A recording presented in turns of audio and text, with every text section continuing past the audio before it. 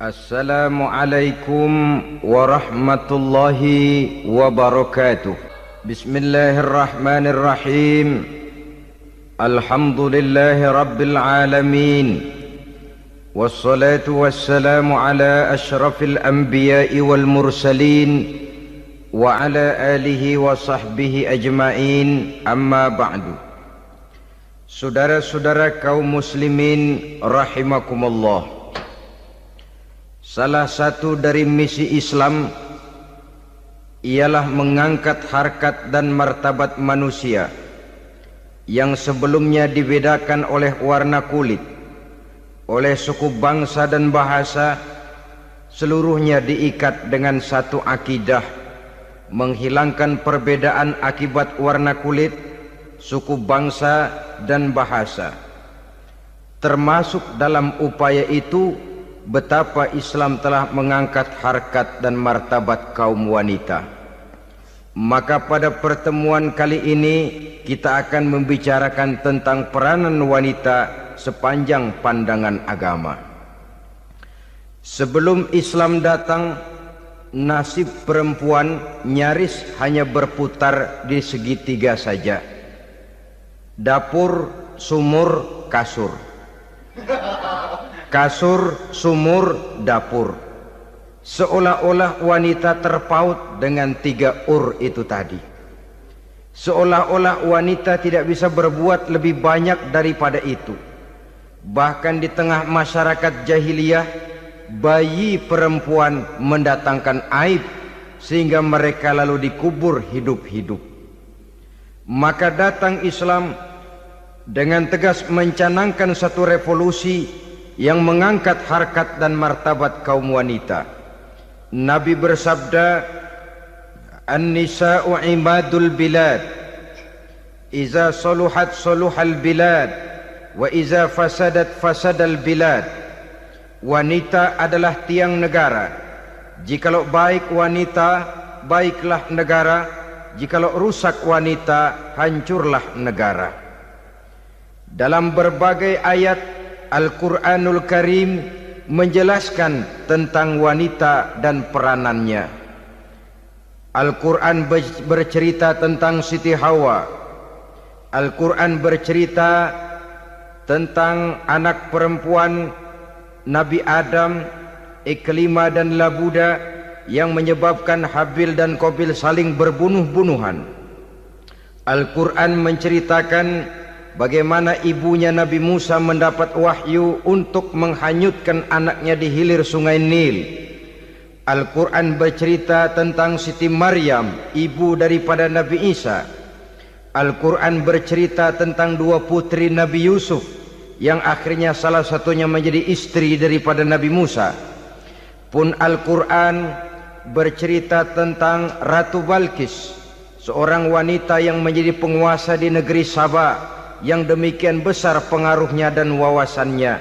Dan banyak lagi Al-Quran menceritakan keadaan kaum wanita, sampai-sampai dalam Al-Quran ada satu surah yang dinamakan surah An-Nisa. Ini seluruhnya berarti bahwa Al-Quran telah menempatkan kaum wanita dalam satu posisi yang mulia dan terpuji. Al-Quran memberikan emansipasi, bahwa wanita berhak mengejar kemajuan sebagaimana halnya kaum laki-laki. Tetapi sungguh pun demikian, Al-Quran tetap memberikan batasan-batasan sepanjang emansipasi itu tidak bertentangan dengan kodrat kewanitaan itu sendiri. Kalau persamaan dan kemajuan, kalau emansipasi dan hak asasi sudah tidak sesuai lagi dengan kodrat kewanitaan, pada akhirnya bukan mengangkat harkat dan martabat kaum wanita, justru malah merendahkan derajat dan martabat kaum wanita itu sendiri. Seperti sebagian besar wanita ini, mereka berteriak menuntut tentang persamaan hak, tapi mereka melupa apa batasan daripada persamaan hak itu sendiri. Sesungguhnya Islam dengan segala konsepsinya yang mengangkat martabat kaum wanita itu memberikan keleluasaan kepada kaum wanita untuk maju bersama laki-laki sepanjang tidak menginjak-injak kodrat kewanitaan itu sendiri. Kalau sudah sampai kepada menginjak kodrat kewanitaan, maka akan merendahkan martabat kaum wanita. Sebab apa? Secara fisik dan psikis agaknya memang laki-laki sudah ditakdirkan oleh Allah untuk menjadi pembimbing bagi kaum wanita. Walaupun tidak tertutup kemungkinan wanita tampil sebagai pemimpin, tetapi dari segi fisik biologis misalnya, laki-laki itu diciptakan kekar, kuat untuk memikul dan melaksanakan tugas-tugas yang berat. Sedangkan perempuan pada umumnya adalah lembut, ayu, lemot, denok, geboy, dan lain sebagainya. Maka kalau kita baca sejarah, Allah itu belum pernah mengutus rasul perempuan. Semua rasul laki-laki. Sebab apa? Secara fisik biologis tugas kerasulan lebih dimungkinkan oleh seorang laki-laki. Tugas rasul itu berat. Kadang-kadang perang, dicaci maki, berhadapan dengan ujung tombak, ujung pedang dan lain sebagainya. Makanya seluruh rasul laki-laki, dan Allah belum pernah mengutus rasul perempuan. Dari segi lain, perempuan itu banyak terhalang untuk melaksanakan ajaran agama. Misalnya 1 minggu dalam sebulan perempuan itu terkena cuti khusus, mengalami masa menstruasi, tidak sholat, tidak puasa, tidak melaksanakan ajaran agama yang tidak dibolehkan pada saat menstruasi itu. Kalau ada rasul perempuan, lalu saat malaikat akan menyampaikan wahyu, kebetulan rasulnya sedang wah, itu bisa balik-balik lagi malaikat Jibril ke langit itu. Mau turun nyampein wahyu, balik lagi ke atas, ditegur, kenapa balik lagi Jibril? Rasulnya lagi head.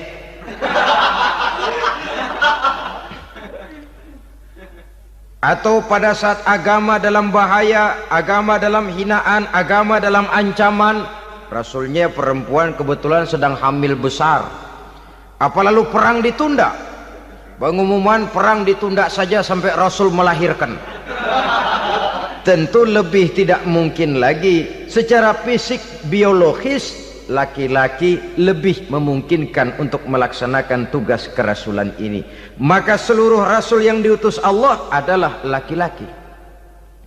Saudara hadirin yang saya muliakan, sungguh pun demikian, Islam itu mengangkat martabat wanita sedemikian tinggi sebagai tiang negara yang menentukan jatuh dan bangunnya negara, yang ikut mewarnai bahkan menjadi warnanya suatu negara. Walaupun peranannya memang tidak begitu kelihatan, tapi sesungguhnya amat sangat menentukan.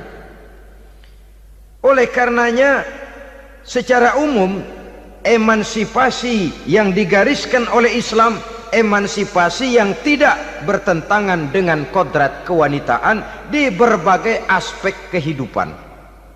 Kalau sekarang emansipasi ini kelihatannya sudah salah pasang, salah kaprah. Bahkan belum lama kita menyaksikan bagaimana ada binaragawati. Di zaman sekarang perempuan sudah mulai angkat besi. Saya mulai mikir kalau perempuan sudah pada angkat besi, ini sudah tanda suaminya udah deket dibanting-bantingin ini. Tahun-tahun mendatang mungkin akan menyusul perempuan mulai narik beca.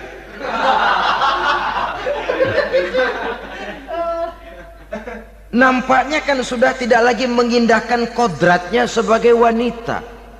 Ada olahraga yang hanya pantas dikerjakan oleh laki-laki. Oleh karena itu pada kesempatan ini kita akan mencoba melihat peranan wanita dari berbagai dimensinya. Yang pertama, peranan wanita sebagai istri.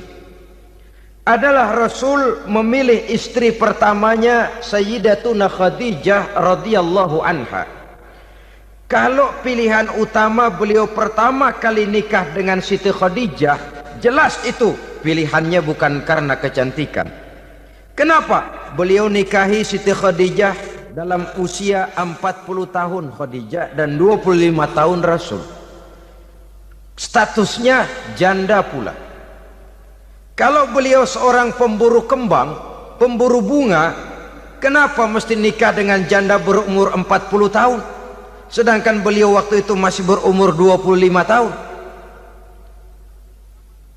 Apa sasaran utamanya? Bisa kita lihat nanti setelah beliau diangkat menjadi Rasul. Ternyata Khadijah lebih daripada seorang istri, beliau masuk ke dalam staf Nabi. Orang lain beliau belum beriman, beliau malah beriman lebih dahulu sebagai perempuan pertama yang masuk Islam. Orang lain memusuhi Nabi, beliau malah mengorbankan hartanya untuk membantu perjuangan Nabi. Istri setia semacam ini, dengan peranannya sebagai istri yang sedemikian rupa, memberikan andil yang sangat besar bagi kesuksesan dan keberhasilan seorang suami. Yakinlah saudara, tidak ada seorang suami bisa meraih sukses yang besar, jadi apapun dia, profesi apapun yang dipegangnya, apa dokter, apa insinyur, apa pejabat pemerintah, apa politikus, apa ekonom, apa budayawan, apa kiai, apa mubalik, tidak ada yang bisa meraih sukses yang besar tanpa peran serta istrinya, walaupun tidak begitu kelihatan dan nampak oleh pandangan mata yang zahir. Sebaliknya, seorang istri bisa mempengaruhi suaminya. Seorang suami yang jujur, polos, lugu, sederhana, bisa jadi koruptor ulung kalau didorong-dorong oleh istrinya. Seorang istri Pak Lurah memang tidak ikut mengatur kelurahan, tapi dia bisa mewarnai suaminya. Seorang istri gubernur memang tidak ikut mengatur provinsi, tapi dia bisa mewarnai suaminya.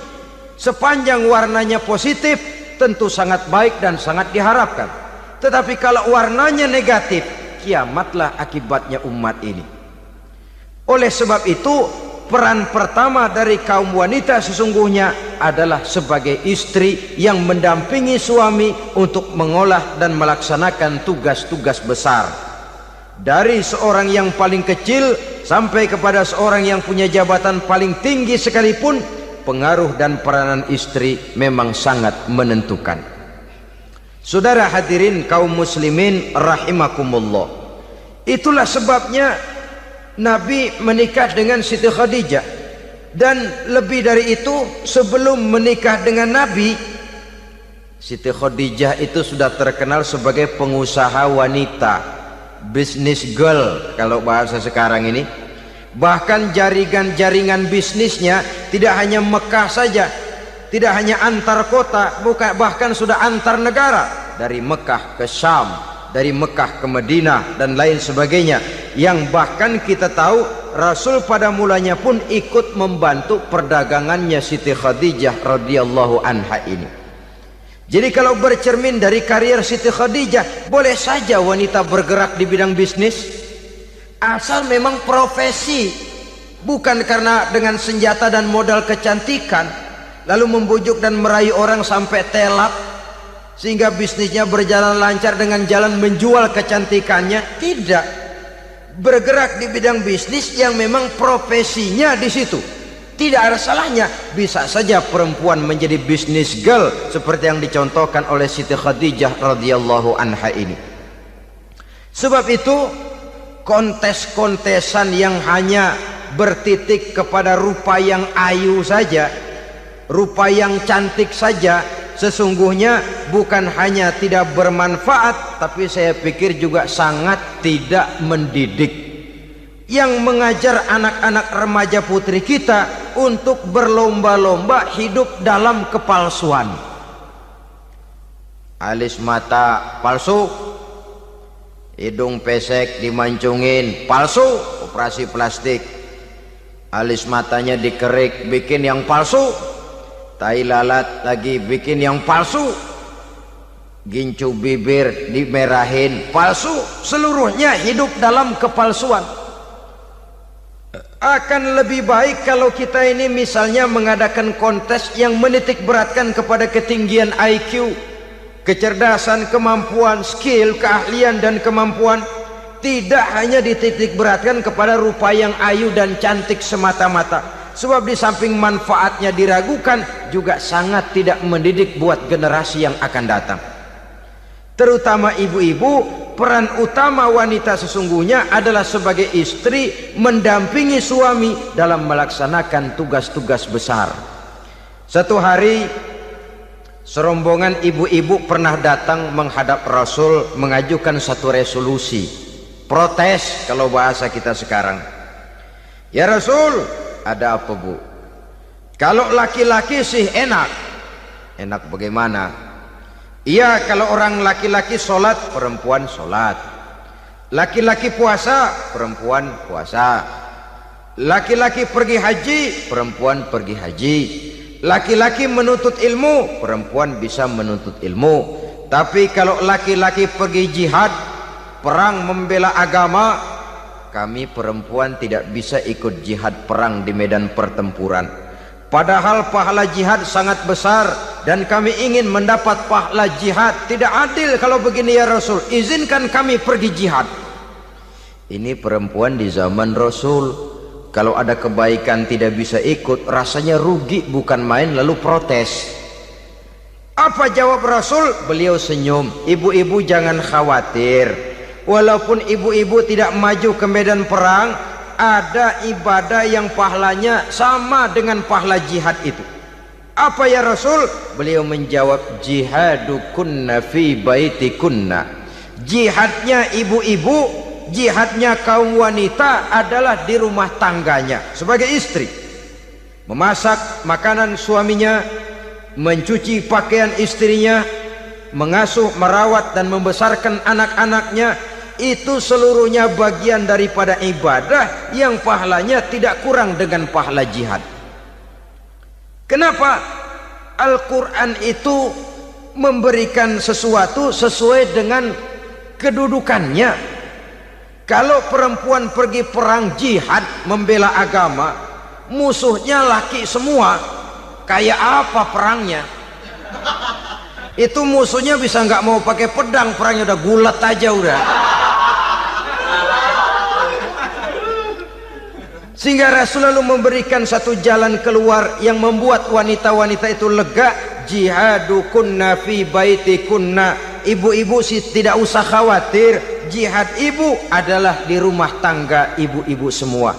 Sejak bangun tidur sampai tidur kembali, nyaris kaum ibu itu 24 jam pekerjaannya. Sebagai istri, dia melaksanakan jihad di rumah tangganya. Peranan wanita yang pertama adalah sebagai istri, yang walaupun tidak kelihatan dan menonjol seperti halnya laki-laki, tapi sangat mewarnai, bahkan menjadi warna dari tugas apapun yang dihadapi oleh suaminya. Dulu ada seorang orator, kalau pidato hebat bukan main. Kalau dia bernada gembira, semua orang senyum. Kalau dia bercerita tentang sesuatu yang sedih, satu masjid orang nangis. Orang tanya kepadanya, Pak, bisa pidato begitu hebat, siapa yang bikin? Ya saya sendiri. Istrinya dari belakang bilang, tidak, yang bikin pidatonya hebat saya. Kata suaminya, mana bisa, saya, kata istrinya. Kalau saudara tidak percaya, tunggu Jumat depan, dia khutbah Jumat, saya akan bikin khutbahnya tidak hebat, kata istrinya. Sudah hari Rebo, siap-siap mau bikin konsep khutbah, baru mau nulis, datang istrinya, Bang, tolong pegangin anak, saya mau ke warung. Mau bikin konsep lagi, kata istrinya, Bang, tolong ini, tolong itu, tolong ini. Sampai mau berangkat khutbah Jumat, khutbah belum selesai dibikin. Begitu naik mimbar, kehabisan bahan. Sudah 10 menit masih ama ba'du. Ini yang dengar heran, ini orang kok bicaranya bisa cuma amat sama badu saja. Di situ kelihatan saudara-saudara betapa peran serta istri yang walaupun tidak kelihatan oleh pandangan mata yang zahir, tapi teramat sangat menentukan. Sekali lagi, tidak ada seorang suami bisa sukses jadi apapun dia tanpa peran serta istrinya di rumah. Tidak ada kemajuan yang bisa diperoleh kalau tidak karena peran serta istrinya di rumah. Tidak ada kesuksesan yang bisa diraih tanpa keikutsertaan daripada istrinya di rumah. Walaupun suaminya yang dikenal orang, suaminya yang dipuji orang, suaminya yang disanjung orang, bagian besar tetaplah saham dan andil daripada istrinya yang di rumah itu. Ini makna an-nisa imadul bilad. Wanita adalah tiang negara. Jikalau baik wanita, baik negara. Jikalau rusak wanita, hancur negara. Karena wanita, negeri Sabah menjadi terkenal, tentram, aman, wawasan politiknya luas. Seorang semacam Cleopatra bisa menaklukkan Julius Caesar. Dan begitu selanjutnya. Banyak cerita-cerita betapa wanita yang berperan di belakang layar ini bahkan bisa menggoyangkan negara. Bahkan yang paling dekat saja contoh dengan kita, Senator Gary Hart.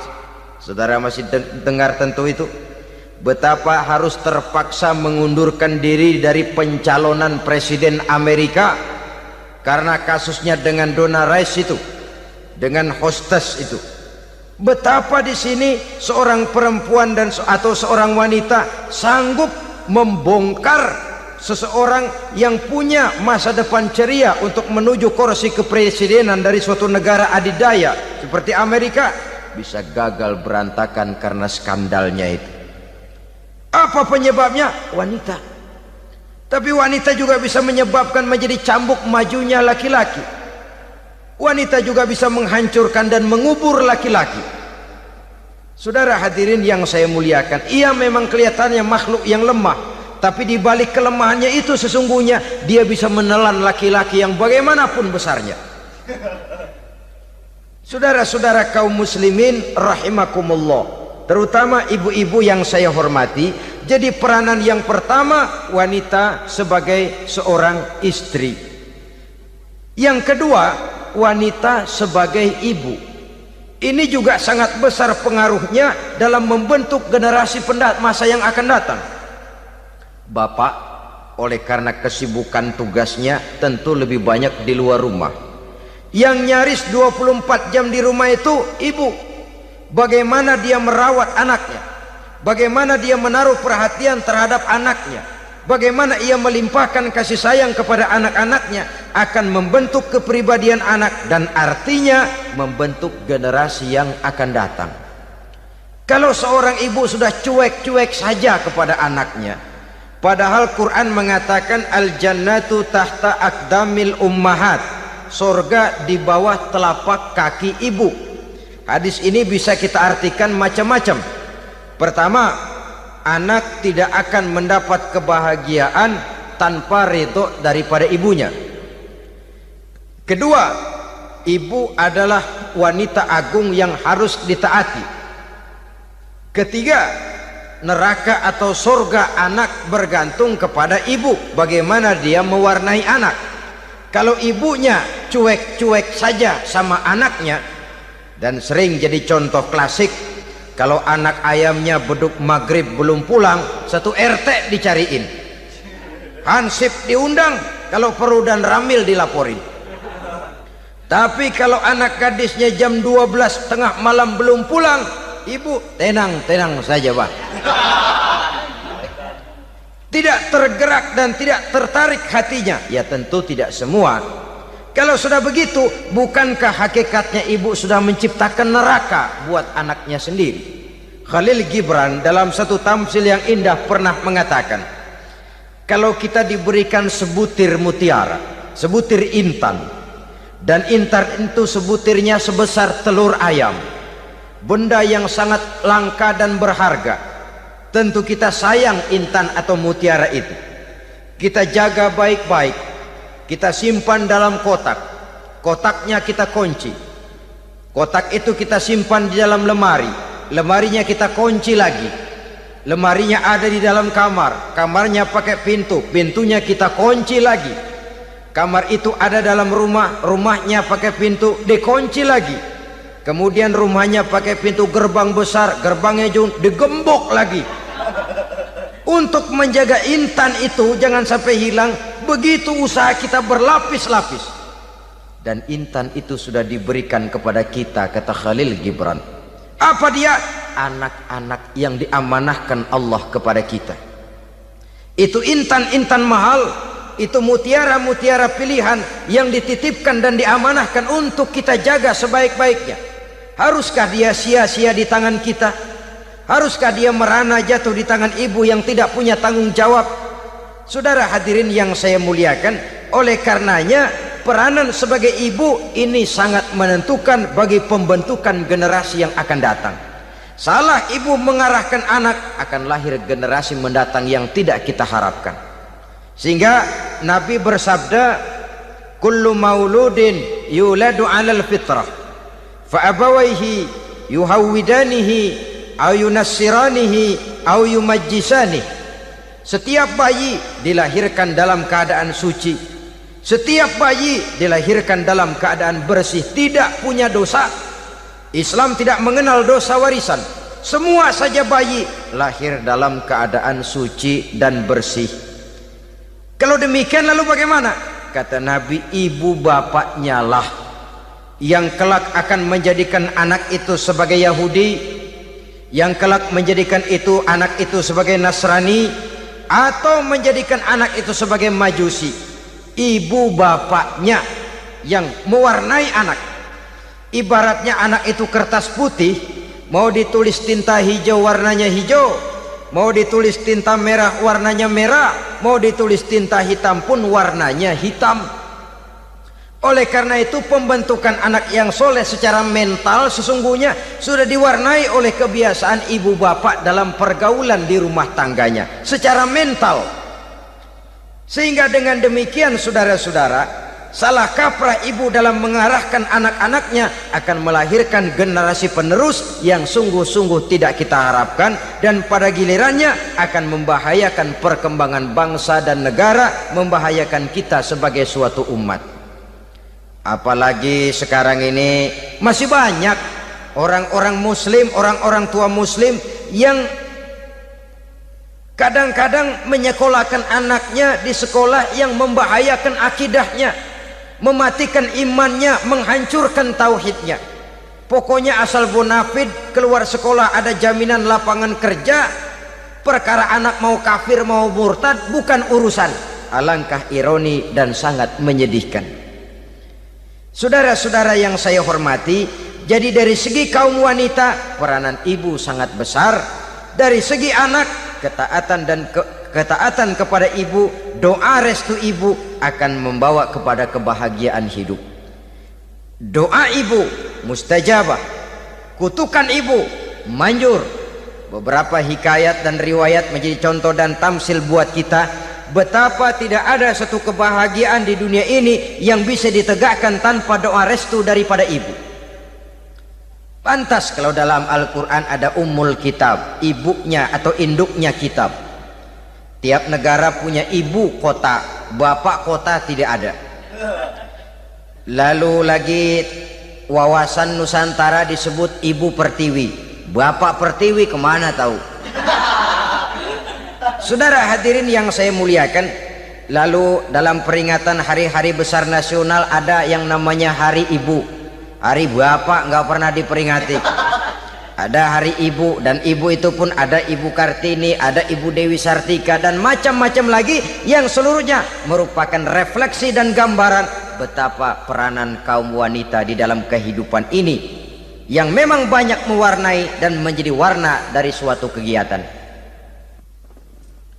Saudara-saudara kaum muslimin rahimakumullah, apabila yang pertama tadi kita melihat peranan kaum wanita sebagai istri, betapa ia berpengaruh besar dalam ikut menunjang keberhasilan dan kesuksesan suaminya.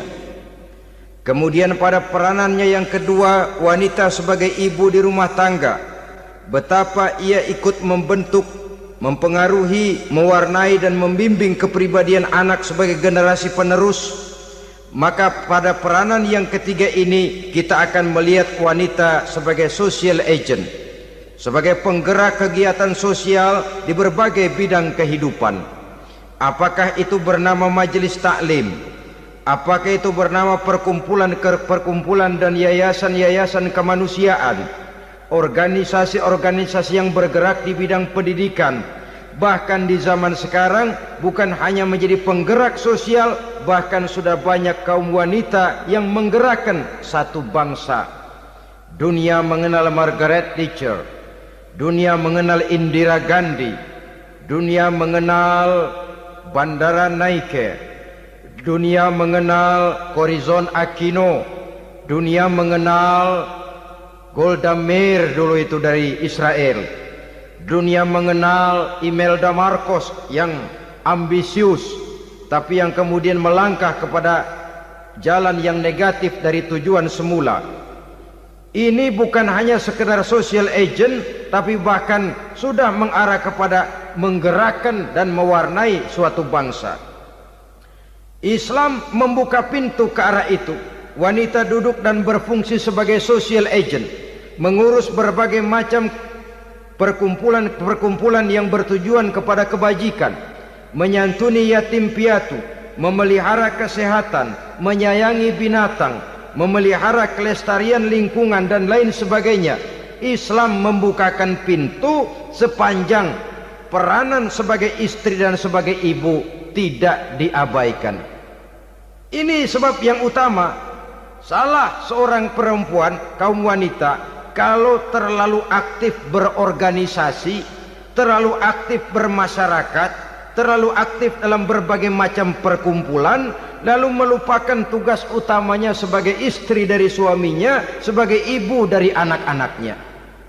Ibu asik rapat sana rapat sini, anak tidak pernah diajak rapat, akhirnya si anak bikin perkumpulan sendiri, rapat menurut versi mereka, sehingga akibatnya yang timbul anak merasa kurang diperhatikan oleh ibunya. Ngaji bagus, tapi kalau sepanjang hari ngaji saja, suami pulang mau makan tidak ada makanan, mau berganti pakaian belum lagi diteriska pakaiannya, tentu ini melupakan fungsi yang utama. Kegiatan sosial, kegiatan di organisasi adalah jadwal kegiatan setelah fungsi sebagai istri dari suami, sebagai ibu dari anak-anak dilaksanakan dengan sebaik-baiknya. Bukan tidak baik ngaji, kalau dari ngaji ke ngaji saja, bangun tidur ngaji, jam 7 ngaji, berangkat jam 11, sholat zuhur berangkat ngaji lagi, pulang sore, malam ngaji lagi. Suami tidak terurus, anak-anak pun terbengkalai, rusaklah rumah tangga. Dan bukankah satu bangsa terdiri dari satu tatanan masyarakat, dan tatanan masyarakat yang paling kecil bernama keluarga? Keluarga merupakan unit dari masyarakat, unit yang terkecil, dan keluarga terdiri dari pribadi-pribadi yang merupakan bapak, ibu, dan anak-anak. Sehingga masyarakat bangsa yang baik terdiri dari masyarakat yang baik, masyarakat yang baik tersusun dari keluarga-keluarga yang baik, dan keluarga yang baik akan muncul dari pribadi dan individu yang baik. Pribadi dan individu yang baik yang sadar mana kewajiban yang primer, mana kewajiban yang sekunder. Sebagai social agent, dia lalu mawas diri dengan tetap mempertimbangkan kodrat kewanitaannya itu tadi. Saya ikut prihatin kalau ada perempuan main sepak bola, dan saya yakin betul kalau perempuan main sepak bola yang nonton pasti bukan nonton bola. Ya mungkin bola juga, tapi bola yang mana? Itu wallahu a'lam. Ya dicari olahraga yang sesuai dengan kodrat kewanitaan begitu. Dicarilah olahraga yang sesuai dengan kodrat kewanitaan. Sepak bola sudah maju, ya belakangan saya katakan tadi muncul lagi wanita angkat besi. Belakangan bisa kita bayangkan wanita main tinju. babak belur sudah kalau sudah begitu. Kemajuan dengan melupakan kodrat kewanitaan akan menyengsarakan kaum wanita itu sendiri. Silahkan maju menjadi social agent, menjadi penggerak di masyarakat. Para istri Rasul bisa kita jadikan satu figur. Siti Khadijah, figur sebagai istri pendamping yang setia. Dikala suaminya bingung, ia tampil memberikan pandangan. Dikala suaminya bingung, ia memberikan tanggapan. Dikala suaminya dimusuhi orang, ia menampakkan kesetiaannya. Kau tidak sendiri bang, aku di sisimu. Dikala jiwanya gelisah ketika pertama kali menerima wahyu berhadapan dengan malaikat Jibril, Khadijah yang menghibur. Kalla ma yukhzikallahu abada. Tidak apa-apa bang, Allah tidak akan menyusahkan kau untuk selamanya. Tenang sajalah, tenang. Abang orang baik-baik, Allah tidak akan menyengsarakan abang. Peran sebagai istri.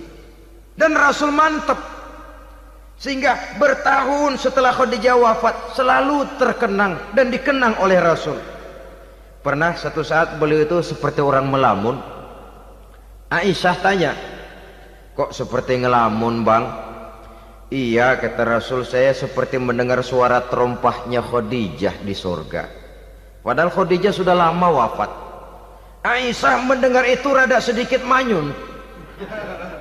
Kata Aisyah, bang cukup sekali ini saja, jangan sebut-sebut lagi nama itu ya. Cemburu rupanya. Ya soal cemburu sih nggak bini Nabi, nggak bini kita, namanya cemburu. Perempuan mesti ada. Apa jawab Rasul? Ya Humairah, Aisyah, haruskah saya melupakan seseorang yang dikala orang lain memusuhi saya, dia mati-matian membela saya. Dikala orang lain mau membunuh saya, dikorbankan hartanya untuk membantu perjuangan saya. Mestikah saya melupakan orang yang begitu baik? Tidak Aisyah. Sepanjang nafas masih ada, sepanjang itu saya tidak akan bisa melupakan Khadijah sayang. Peran sebagai istri Khadijah ini, peran sebagai istri. Suaminya bingung, istrinya memberikan hiburan. Kadang kan tidak, suami bingung, istri bingungan lagi. Ya sudah, mari ramai-ramai kita bingung sudah. Bukan mencari jalan keluar, yang sudah bingung malah ditambahin bingung lagi. Saudara hadirin yang saya hormati, lalu figur Siti Aisyah, muda, cantik, kreatif, cerdas. Kalau bahasa sekarang barangkali wanita karier ini. Ini figur-figur loh. Jadi punya keistimewaan masing-masing, sehingga ada pilihan. Ya tentu orang mencari istri itu kan karena ada dasar pilihan. Mungkin rupanya kurang menarik tapi akhlaknya bagus. Mungkin akhlaknya sedang-sedang saja tapi potongannya cakep, masih ada pilihan. Sudah potongan jelek, akhlak bejat. Emangnya lu milih merem tempo hari ya?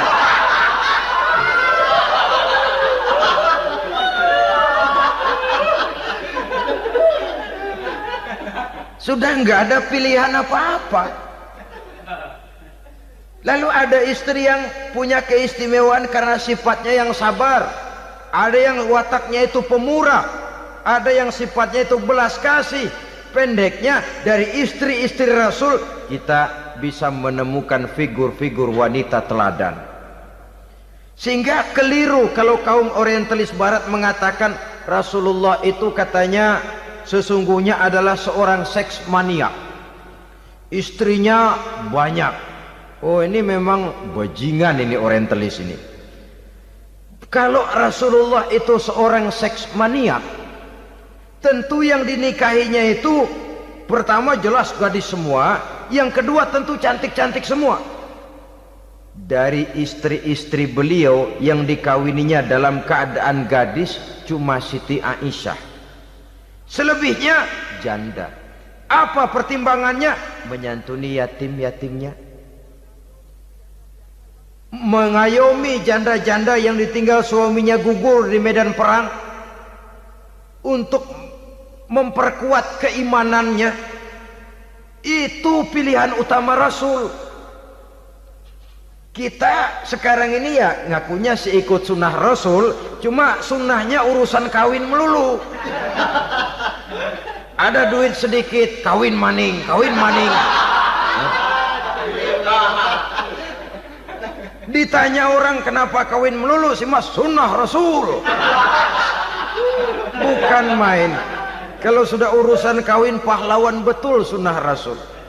Padahal kawin lagi dalam Islam itu sungguh pun boleh, tapi tidak diperintah. Tidak diperintah, memang cuma boleh. Itu kalau dalam pesawat itu cuma semacam emergency exit lah ya. Yang tidak boleh sembarang waktu bisa dibuka. Kalau memang sanggup berlaku adil, tafadhol. Kalau tidak, satu juga nggak habis. Lagian saya kira perempuan itu kan cuma perbedaan rupa saja, perbedaan selera saja. Seperti singkong dengan sate, bedanya kan cuma di tenggorokan. Kalau sudah masuk ke perut, kenyangnya kan sama. Perempuan cuma berbeda dalam selera, rasanya barangkali ya, barangkali.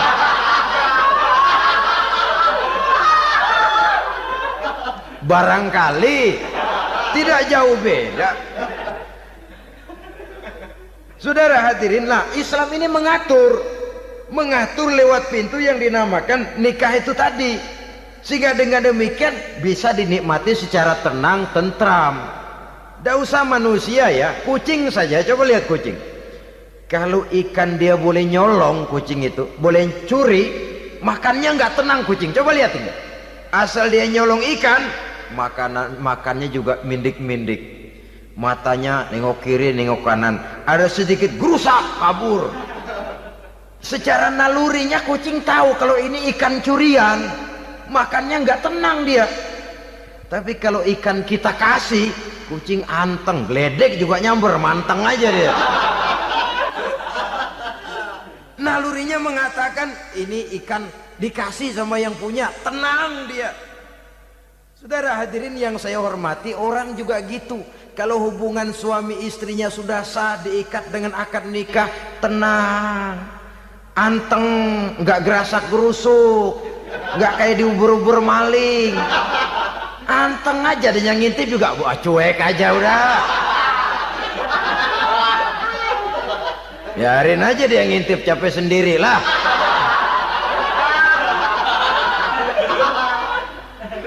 Tapi kalau nyuri-nyuri, coba lihat dah. Mana di kebun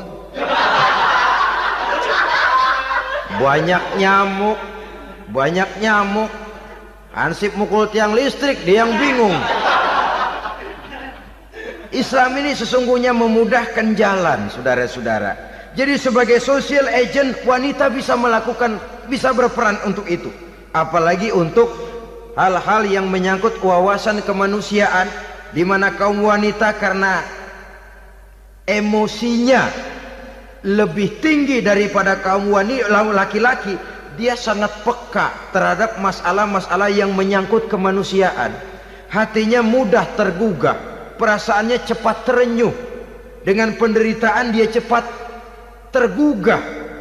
Dia bisa menjadi social agent tanpa harus melupakan fungsi utama sebagai istri dan sebagai ibu dari anak-anaknya, sebagai istri dari suaminya.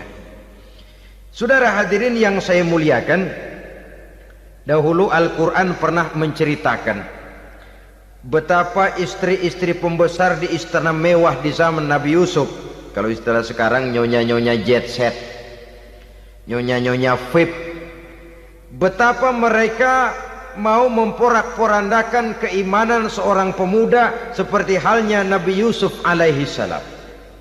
Dan Nabi Yusuf kemudian ternyata tidak mau jadi gigolo yang kerjanya hanya menyenangkan wanita-wanita jet set kelas VIP ini tadi. Sesungguhnya ini cuma satu simbol yang kejadiannya bisa saja terjadi pada zaman modern dalam versi dan kondisi yang berbeda. Namun bagaimanapun juga, wanita dengan peranannya sebagai social agent, sebagai penggerak masyarakat, sangat besar pengaruhnya dalam ikut mewarnai perkembangan suatu negara. Seorang suami perlu memberikan dorongan kalau istrinya aktif di bidang sosial, asal dengan catatan saja, fungsi sebagai istri, fungsi sebagai ibu, jangan sampai terlantar karenanya. Bahkan saya katakan tadi, di zaman sekarang wanita tidak lagi hanya berfungsi sebagai social agent, bahkan sebagai national agent, penggerak dari satu bangsa. Muncul wanita-wanita yang jadi menteri, yang jadi anggota DPR, bahkan yang jadi kepala desa dan lain sebagainya. Secara umum memang ar-rijal qawwamuna 'alan nisa. Laki-laki adalah pembimbing bagi kaum wanita karena kelebihan fisik biologis, kelebihan kemampuan intelektual dan lain sebagainya. Namun wanita pun boleh saja menjadi social agent sepanjang catatan yang saya sampaikan tadi. Jangan sampai melupakan kodrat kewanitaan, jangan sampai mengalahkan fungsi sebagai istri dari suaminya, sebagai ibu daripada anak-anaknya. Nah, kemudian fungsi yang keempat di bidang ilmu pengetahuan.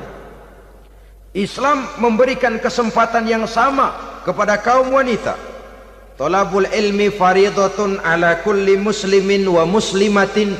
Menuntut ilmu itu wajib hukumnya bagi orang Islam, baik laki-laki maupun perempuan. Sampai dibentuk kalimat pengecuali khusus ini, muslimin wa muslimatin, bagi muslim laki-laki, bagi muslim perempuan. Dan alhamdulillah, kalau dulu di zaman Raden Ajeng Kartini, nasib perempuan berada di balik pintu yang digembok rapat-rapat.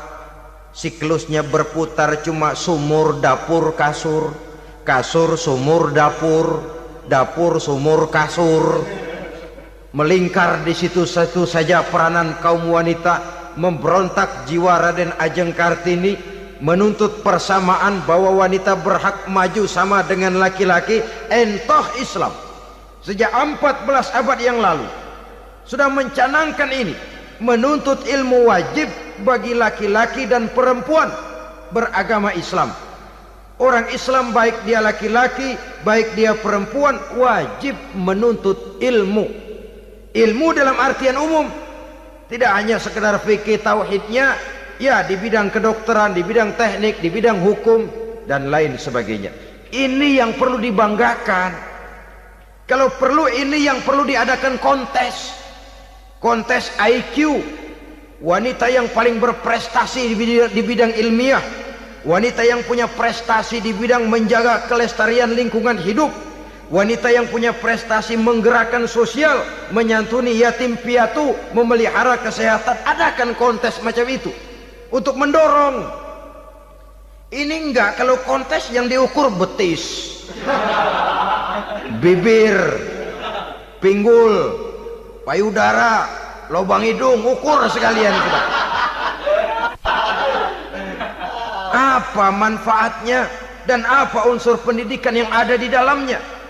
Tidak menguntungkan, tidak mendidik, dan tidak membawa manfaat.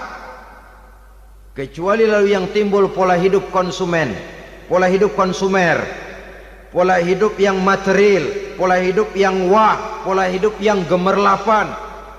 Ya, kalau oleh anak-anak muda yang terjangkau. Kalau tidak, dia hanyut ditelan mimpinya. Dia ingin bergaya hidup jet set, sementara dia dihadapkan oleh kenyataan bahwa dia tinggal di kampung, ibu bapaknya orang kampung, dan lain sebagainya. Jiwanya berontak, terjadilah kegalauan, terjadilah kerancuan, terjadilah komplikasi, perang di batin antara keinginannya dengan lingkungan nyata yang dihadapinya. Dan kalau sudah ada gejala semacam itu, penyakit-penyakit kejiwaan akan mudah muncul. Ini gejala terutama buat orang-orang yang tinggal di daerah transisi. Kota besar bukan, kampung banget juga enggak, daerah cekak. Akibatnya gayanya ya sering gaya enggak karu-karuan, gaya kepalang tanggung jadinya. Saudara hadirin yang saya muliakan, akhirnya apa? Santri tapi lagunya kayak koboi. Koboi tapi sesungguhnya santri. Saudara hadirin yang saya hormati, maka di bidang ilmu pengetahuan wanita mempunyai peranan yang sangat besar. Dia bisa tampil dengan karya-karya ilmiahnya yang membawa manfaat bagi perkembangan agama, bangsa dan negaranya. Majulah kaum wanita dengan ilmu pengetahuan, tuntutlah ilmu seluas-luasnya. Kita hidup di satu negara yang merdeka, kita beragama yang memberikan satu keyakinan bahwa menuntut ilmu merupakan kewajiban, bahwa peranan wanita tidak hanya di belakang dapur, lain sebagainya yang seluruhnya terpantul dari dinamika kehidupan kaum wanita. Saudara-saudara kaum muslimin rahimakumullah. Kemudian yang kelima, peranan wanita dalam bidang agama. Kita bersyukur sekarang ini gejalanya dimanapun pengajian, biasanya lebih ramai pengajian ibu-ibu dari bapak-bapak. Peringatan hari-hari besar keagamaan, biasanya lebih ramai ibu-ibu daripada bapak-bapak. Pengajian ibu lebih ramai. Padahal kalau bicara sibuk, lebih sibuk ibu daripada bapak misalnya. Kalau sudah pengajian bapak-bapak, biasanya pengajiannya ramai cuma 3 giliran itu. Pembukaan, maulid, penutupan. Kalau sudah yang rutin pengajian tiap minggu, 3 pojok yang ngaji. Yang atuh nguap, yang atuh pules, yang atuh ngiler. Saudara hadirin yang saya muliakan, ada badan kontak majelis taklim yang merupakan wadah daripada kegiatan ibu-ibu. Ada Ittihadul Muballighat, Persatuan Muballighat. Ada Persatuan Para Asatizah. Dan macam-macam lagi peranan ibu-ibu di dalam kehidupan beragama. Tapi sesungguhnya harus dimulai dari bagaimana si ibu mewariskan jiwa agama kepada anak-anaknya di rumah tangganya. Kalau itu gagal, dia mau melangkah ke masyarakat, dia sudah gagal sejak awal sesungguhnya. Keberhasilannya dia menata masyarakat akan mengakibatkan dia nanti bernasib seperti Nabi Nuh. Berhasil mengajak beberapa orang kafir mengikuti ajarannya, tapi gagal mengislamkan putranya sendiri Kan'an. Bukan tidak berusaha, tapi memang Allah sudah menghendakinya sedemikian untuk menjadi contoh buat kita semua. Yang penting orang tua berusaha dan berikhtiar. Kalau sudah berusaha dan berikhtiar, anak ternyata memang sulit diurus, barangkali memang fotokopinya Kan'an tuh anak. Ya orang tua kalau sudah berusaha, ya tawakallah. Jangan belum berusaha lalu berkata, jangan anak kita, anak Nabi aja ada yang bengal. Ngajar tidak mau, mengajar anak tidak mau, mendidik anak tidak mau, lalu mencontoh Nabi, salah kaprah namanya. Kaum wanita bisa berperan di dalam agama. Ketika Rasul hijrah, itu kan beliau tidak langsung ke Madinah. Dari Mekah itu beliau mengambil jalan arah ke kiri menuju Gua Sur. Ini dalam strategi militer punya makna sendiri. Jenderal yang ulung, ahli strategi militer ini. Di Gua Sur sana beliau tinggal 2 hari 3 malam. Siapa yang membawa makanan ke Gua Sur? Siapa yang menjadi kurir untuk mengintai kegiatan-kegiatan Quraisy setelah Nabi berangkat hijrah? Asma, putri Abu Bakar Siddiq radhiyallahu anhu. Jadi kurir, jadi spion, membawa makanan untuk Rasul dan ayahnya di Gua Sur. Ini peranan wanita. Di tengah bahaya, di tengah keadaan posisi terjepit, Rasul di dalam gua, diamatinya keadaan Quraisy, dilaporkannya kepada Rasul. Jasa seorang wanita bernama Asma, putri dari Abu Bakar Siddiq radhiyallahu anhu. Rabi'atul Adawiyah, seorang sayyidah sufiyah, ahli tasawuf yang terkenal dengan ajaran cintanya kepada Tuhan. Dia bisa menjadi tokoh wanita dalam gerakan sufi oleh karena kegiatannya di bidang agama dalam arti mujahadahnya kepada Allah Subhanahu wa taala. Dia korbankan bagian besar daripada hidupnya untuk mengabdi kepada Allah. Setelah suaminya meninggal, seumur hidup dia tidak pernah nikah lagi. Bukan tidak cantik, cantik. Bukan tidak ada yang mau, banyak yang meminang. Bahkan diantaranya termasuk Sufyan Tsauri, seorang tokoh juga, pernah mencoba meminang beliau. Kata Sufyan, Rabi'ah, bagaimana? Kamu kan janda? Iya. Lalu, lah saya kan duda. Jadi bagaimana? Daripada kita masing-masing sendiri-sendiri kan lebih baik kita join. Maksud kamu apa? Saya mau meminang kamu. Boleh? Tapi mas kawinnya saya minta engkau jawab 4 pertanyaan saya. Kalau bisa, diri saya seutuhnya saya berikan kepada kamu. Kalau tidak, tidak usah saja. In ajabtani fi 4 masail fa ana laka. Kalau engkau sanggup menjawab 4 pertanyaan saya, seluruh diri saya bulat-bulat saya serahkan kepada kamu. Yang pertama, Sufyan, semua orang kan bakalan mati. Iya. Ya soal mati sih sama, mati. Cuma hakikat mati kan lain-lain. Ada yang matinya itu husnul khatimah. Mati baik di akhirnya. Lagi ngaji, mati. Lagi baca Quran, mati. Lagi sholat, mati. Lagi dengar ceramah, mati. Lagi sodakoh, mati. Itu mati-mati yang su'ul khatimah. Ada yang mati itu mati yang husnul khatimah, maksud saya. Ada mati itu yang disebut su'ul khatimah, jelek di penghujungnya. Lagi nyekek botol, mampus. Lagi banting kartu, plak plak, habis. Lagi makan riba, mati. Lagi zina, mati.